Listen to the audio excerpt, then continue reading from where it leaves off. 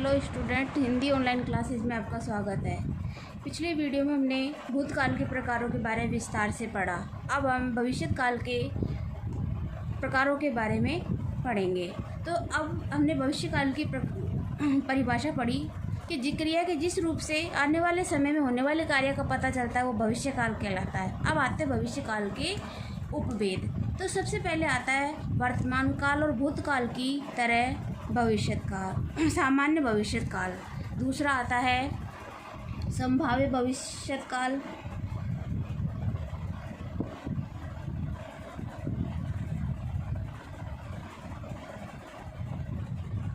संभाव्य भविष्यकाल।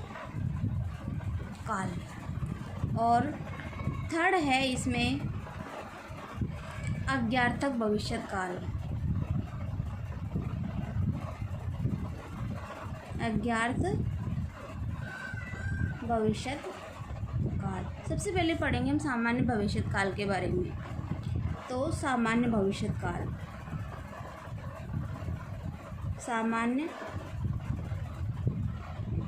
भविष्यकाल।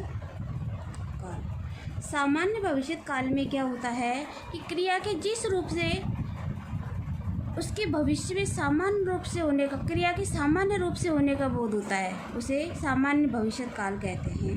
कि क्रिया के जिस रूप से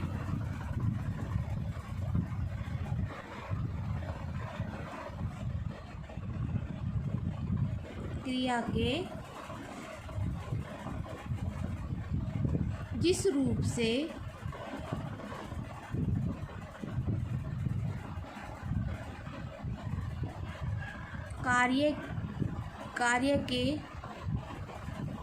के जिस रूप से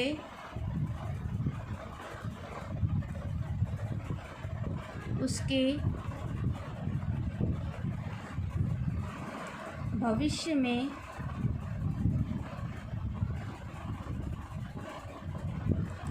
सामान्य रूप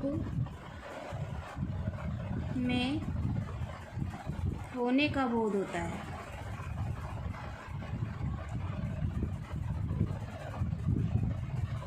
उसे सामान्य भविष्यकाल कहते हैं। उसे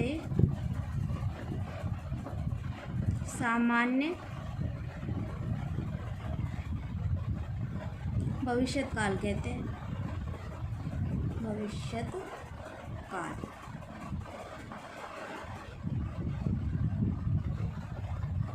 जैसे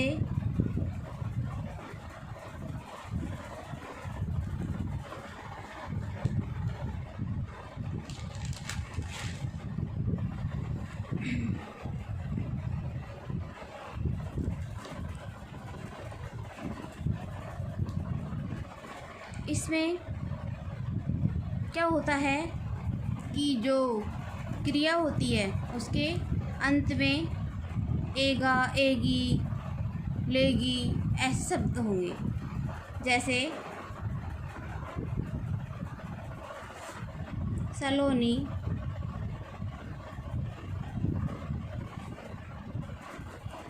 खेल प्रतियोगिता में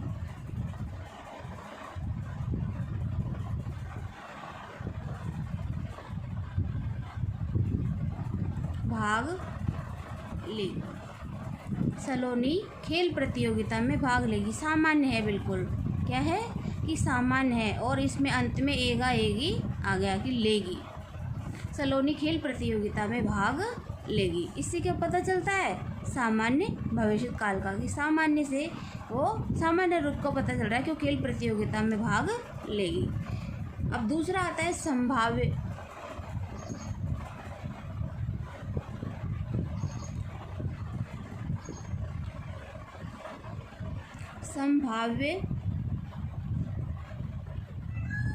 भविष्यकाल।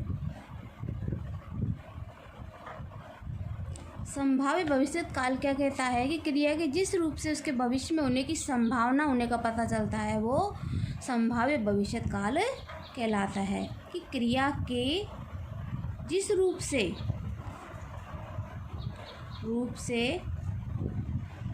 उसके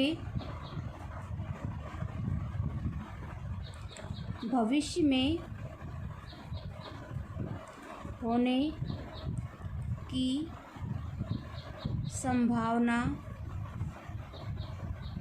का पता चले।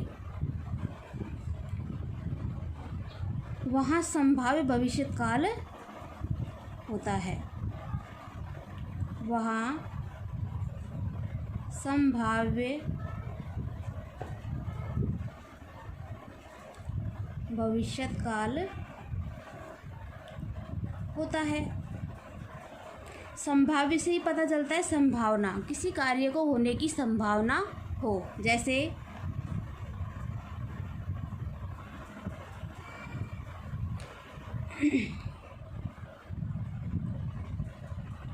वे शायद उदयपुर जाएंगे। वे शायद उदयपुर जाएंगे। तो इसमें संभावना है उदयपुर जाने की, निश्चित हमें पता नहीं है कि संभावना का पता कि उदयपुर जाएंगे, हम अनुमान लगा के कह सकते हैं। ऐसे दूसरा उदाहरण देखें।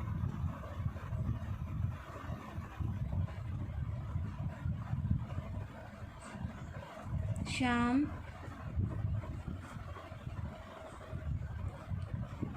खेलने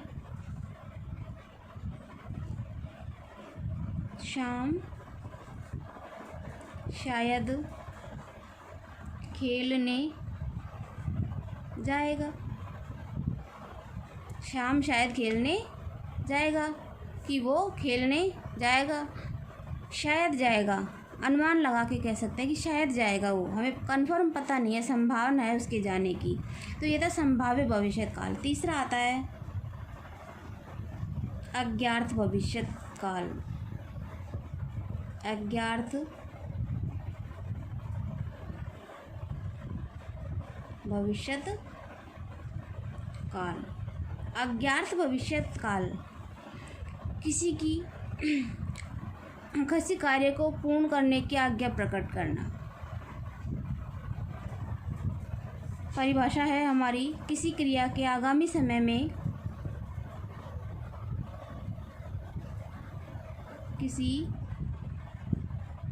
क्रिया के आने वाले समय में, आगामी यानी आने वाले समय में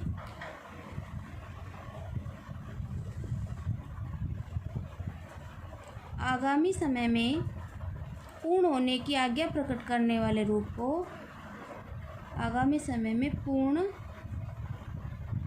करने की आज्ञा प्रकट करने वाले रूप को अज्ञात भविष्यकाल कहते हैं। जैसे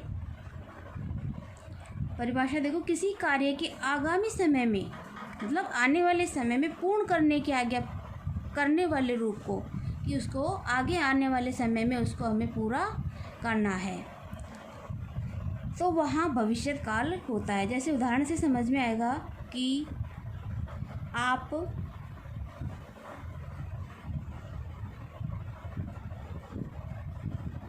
वहाँ अवश्य जाइएगा, कि आने वाले समय के लिए कह रहा है कि आप वहाँ अवश्य जाइएगा। तो हमारी परिभाषा के अनुसार कि आने वाले समय में उस कार्य को पूर्ण करने की आज्ञा प्रकट हो, वहाँ आज्ञार्थक भविष्यकाल होता है। तो ये थे हमारे काल के प्रकार। वर्तमान काल, भूतकाल, भविष्यकाल के उपभेदों के बारे में भी हमने इस वीडियो में पढ़ा। अगले वीडियो में हम वाच्य के बारे में अध्ययन करेंगे। धन्यवाद।